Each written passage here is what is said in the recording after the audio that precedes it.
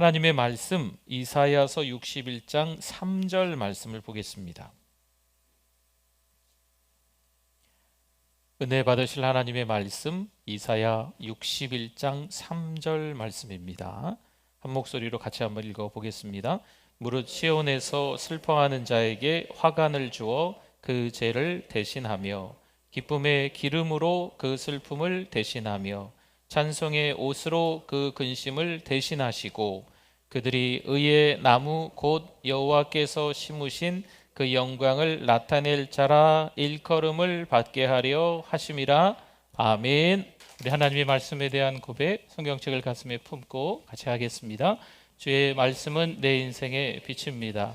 주의 말씀은 내 삶을 변화시킵니다. 주께서 말씀하신 대로 나는 하나님의 사랑받는 자녀입니다. 나는 축복의 통로입니다.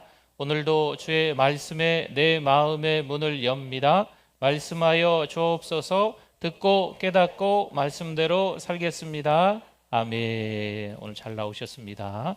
우리 서로 앞뒤로 한번 보시고 인사 나누시겠습니다. 잘 오셨습니다. 은혜 많이 받으세요. 네, 안녕하세요. 네.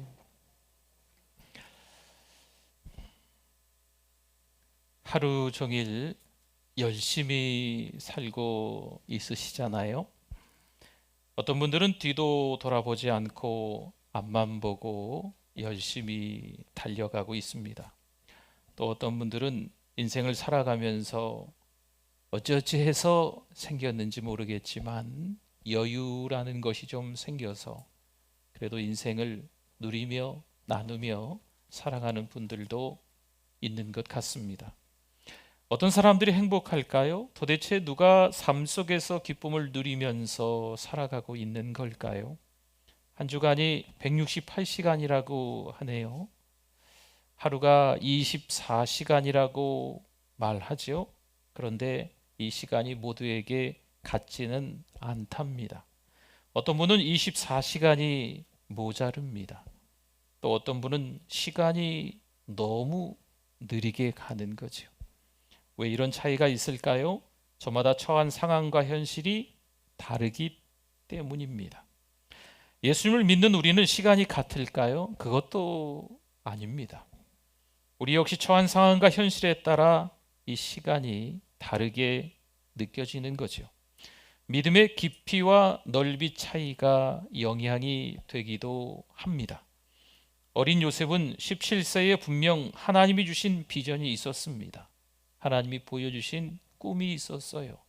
그 비전을 가지고 가족들에게 선포했습니다. 어떻게 되었을까요?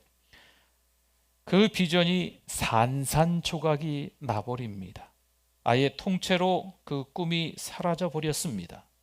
구덩이에 던져졌는데 무슨 비전이 떠오르겠습니까? 아브라함은 하나님이 부르셔서 부푼 꿈을 안고 있었습니다. 하나님이 말씀하시죠. 하늘의 별을 봐라, 바닷가의 모래알을 봐라. 이토록 많은 후손을 너에게 주겠다 약속하셨습니다.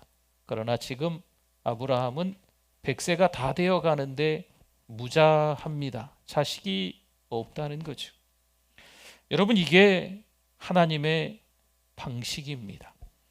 하나님은 비전을 주시고 그 비전을 다 가지고 가십니다. 그 비전을 다 제거하신다는 의미입니다. 시편 37편 7절 말씀에 우리의 자세에 대해서 나오고 있습니다. 여호와 앞에 잠잠하고 참고 기다리라. 자기 길이 형통하며 악한 꾀를 이루는 자 때문에 불평하지 말지어다. 아멘. 절대 주권이 하나님 앞에 있음을 알고 뭐 하지 말라고요? 불평하지 말지어다 말씀합니다. 그런데 시간이 가질 않습니다. 분명 기다리면 될 것 같은데 이 시간이 너무나도 늦게 흘러가는 것 같습니다. 요셉이 구덩이에 던져지고 그 속에서 어떤 꿈과 비전을 품고 있었을까요? 글쎄요. 구덩이에 던져져 사느냐 죽느냐인데 무슨 비전을 품었을까 생각이 듭니다. 아브라함이 100세가 다 되도록 자식을 주시지 않았는데 비전이 여전히 남아 있을까요? 자기만의 방식으로 살 길을 찾는 아브라함을 엿볼 수 있습니다. 도대체 하나님은 왜 이러실까? 이쯤 되면 하나님의 사랑, 글쎄요. 하나님의 돌보심, 글쎄요. 하나님 존재 자체마저 의심하게 되는 겁니다. 하나님은 여전히 아무 말씀도 하지 않으시고 그저 침묵하십니다. 하나님과 우리의 관계가 점점 더 멀게만 느껴지는 거죠. 하박국의 항의가 생각납니다. 부르짖어도 왜 듣지 않으십니까? 하나님 언제까지 이러시깁니까? 이 말도 안 되는 상황과 현실이 언제까지 나를 괴롭게 만들도록 놔두시겠습니까? 십자가에서 주님이 부르짖습니다. 마태복음 27장 46절 말씀인데요. 제9시쯤에 예수께서 크게 소리질러 이르시되 엘리 엘리 라마 사박다니 하시니 이는 곧 나의 하나님 어찌하여 나를 버리셨나이까 하는 뜻이라. 아멘. 십자가상에서 예수님께서도 크게 말씀하시는 거죠. 엘리 엘리 라마 사박다니, 나의 하나님 어찌하여 나를 버리셨나이까. 우리는 이쯤 되면 좌절감에 사로잡혀 망연자실합니다. 글쎄요, 예외가 있을까요? 아마 다들 비슷하실 것 같습니다. 줄곧 하나님의 인도를 따른다고 생각했는데 연이은 큰 슬픔은요, 우리를 더 낙심하게끔 좌절과 절망의 바닥에 추락하게끔 만듭니다. 우리는 하나님의 때를 기다리지 못하고 조급해서 의심하게 되는 거죠. 잠언 3장 5절에서 7절 또다시 우리에게 말씀합니다. 너는 마음을 다하여 여호와를 뭐하고? 신뢰하고 내 명철을 의지하지 말라. 너는 범사의 그를 뭐하라? 인정하라. 그리하면 내 길을 지도하시리라. 스스로 지혜롭게 여기지 말지어다. 여호와를 뭐하며? 경외하며 악을 떠날지어다. 아멘. 여기 잠언에서 솔로몬은요, 우리 자신의 부족한 지혜를 의지하지 말라 말씀하는 거예요. 완벽한 하나님의 타이밍이 있을 거다. 완전한 하나님의 방법으로 해결하실 테니 기다려라. 하나님을 신뢰하고 경외하며 기다려라 말씀하시는 거죠. 고통스러워도 우리에게 주시는 하나님의 선물이라는 거예요. 하나님은 종종 사역을 맡기시기 위해서 우리의 노력, 우리의 의지, 우리의 대단한 열심들을 좌절시키십니다. 출애굽기 5장 22절 23절 말씀에 모세가 여호와께 돌아와서 아뢰되 주여 어찌하여 이 백성이 학대를 당하게 하셨나이까? 어찌하여 나를 보내셨나이까? 내가 바로에게 들어가서 주의 이름으로 말한 후로부터 그가 이 백성을 더 학대하며 주께서도 주의 백성을 구원하지 아니하시나이다. 아멘.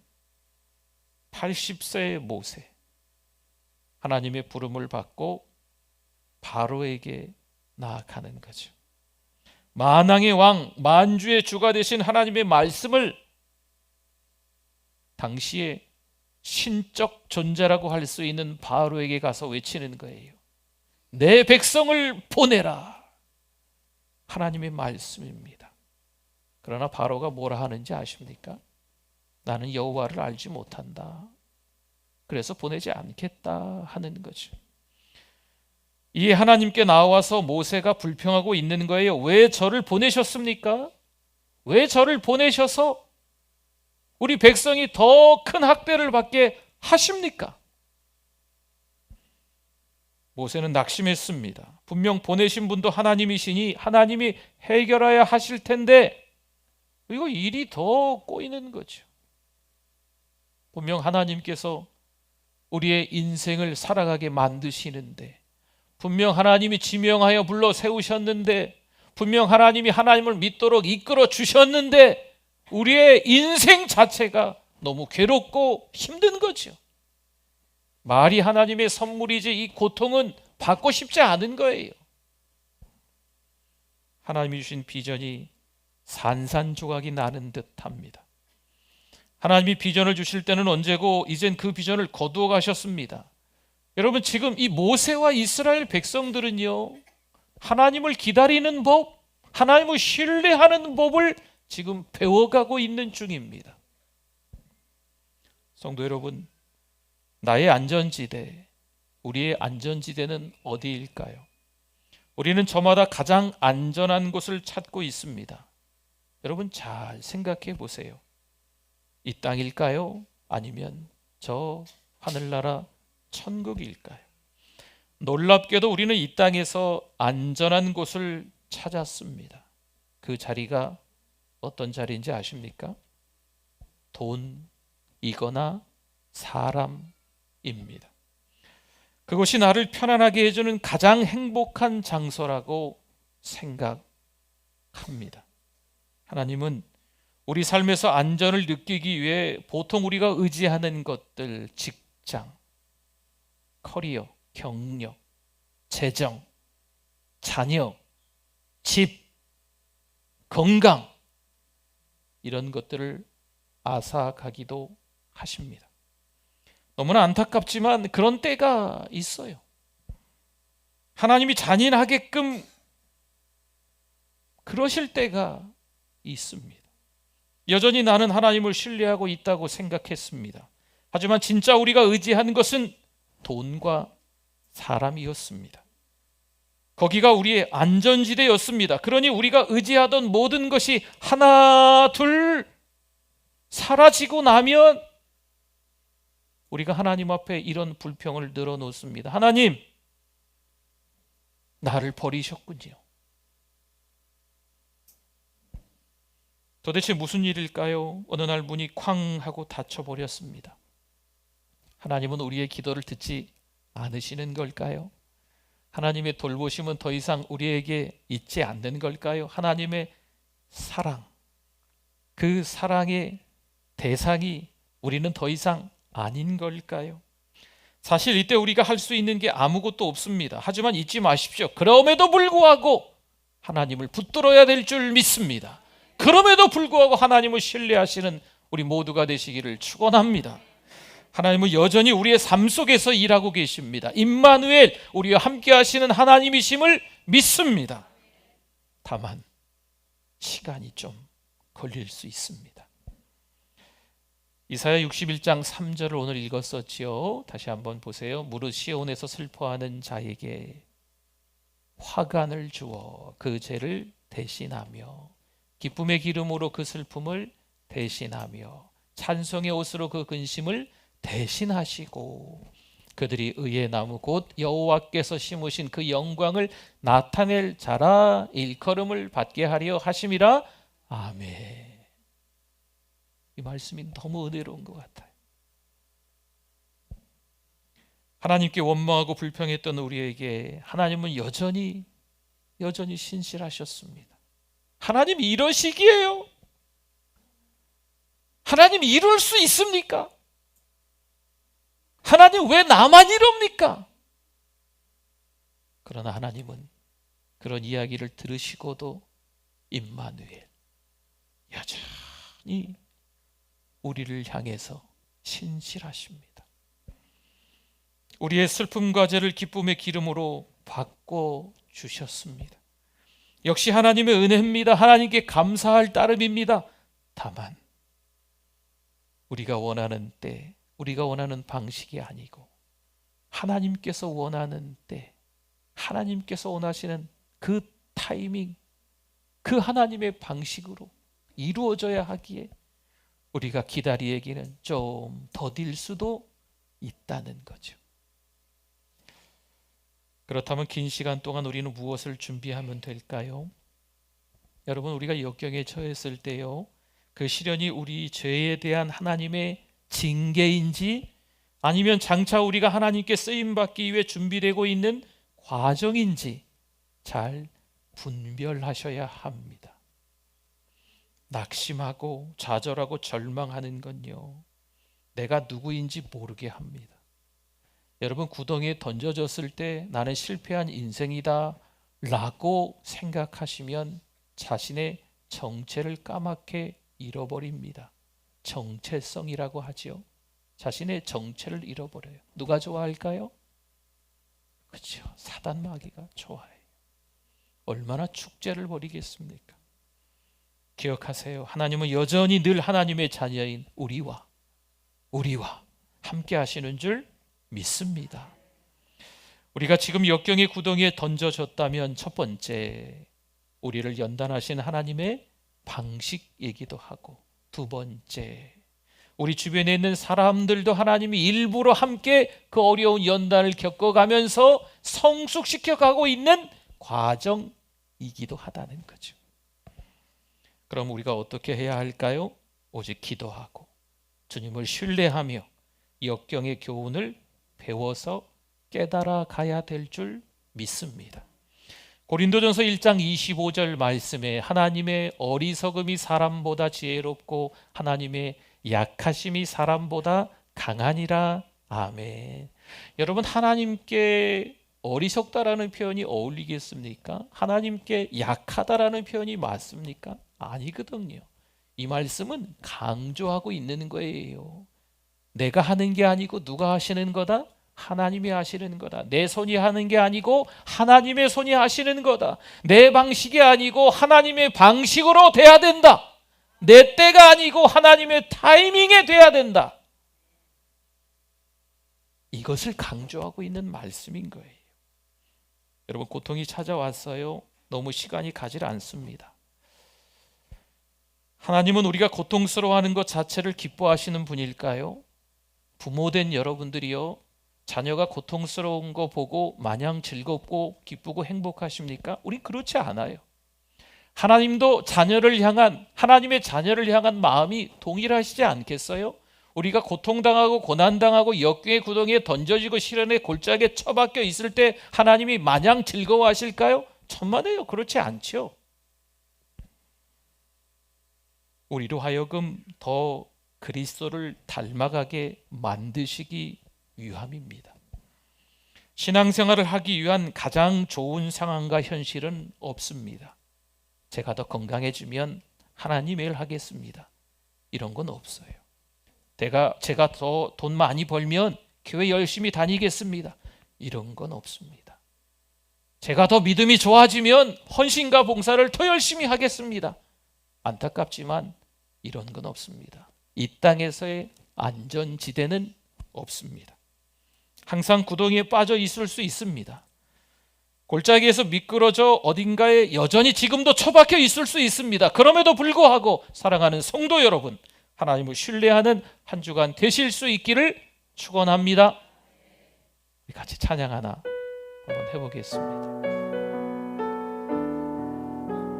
우리 가사를 생각하면서 날이 저물어 갈 때, 날이 저물어 갈 때, 빈들에서 걸을 때, 그때가 하나님의 때,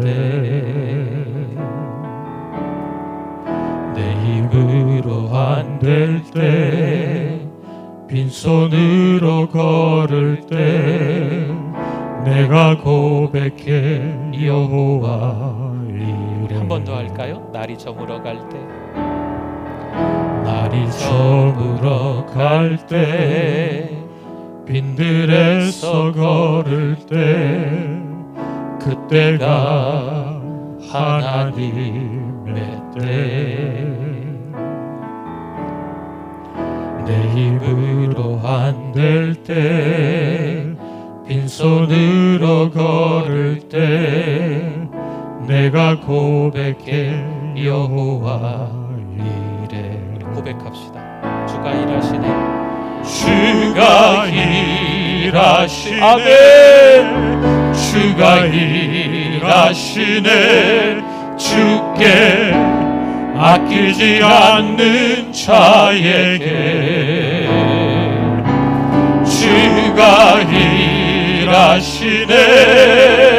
주가 일하시네.